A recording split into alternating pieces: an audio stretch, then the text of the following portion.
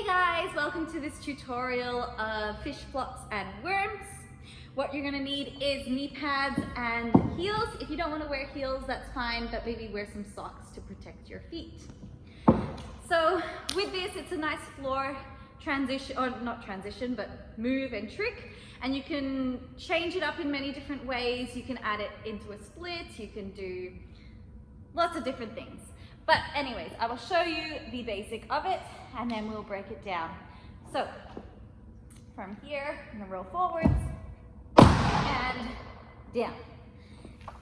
All right, so breaking it down from the very beginning, we're laying flat on our belly. We're gonna start with our little worm shape. So we slide our knees in and our bum to the sky. From here, you're going to tuck under through your hips and get your pelvis down to the floor. From here, you then place your belly button down, chest down afterwards. So what I like to imagine with this is when my bum goes up, I create this air pocket in here, and the air pocket now needs to move up under my chest. So I squish from my pelvis, and now it's under my chest, and it comes out in front of me. So do that a few times to get that motion happening. All right, from there, we're going to now straighten our knees. So instead of having bent knees, we're going to push our toes down into the ground and straighten up through the knees. Make sure you've warmed up your back before doing that. And so you're in this position.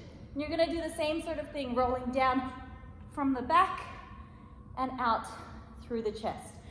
Using your hands a little bit for that little release at the end.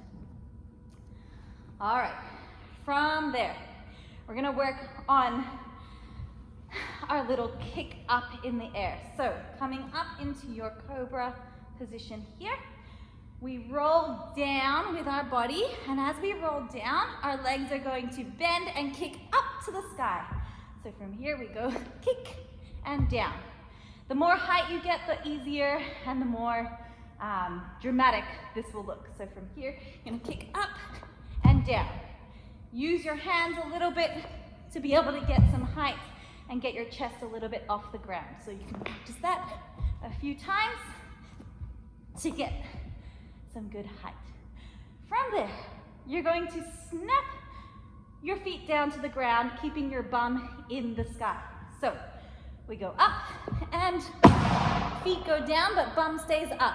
My cheek is on the ground and my hands are pushing the rest of my body up into the air. One more time from our cobra, we lean forwards, legs kick up, and then come down, head stays down.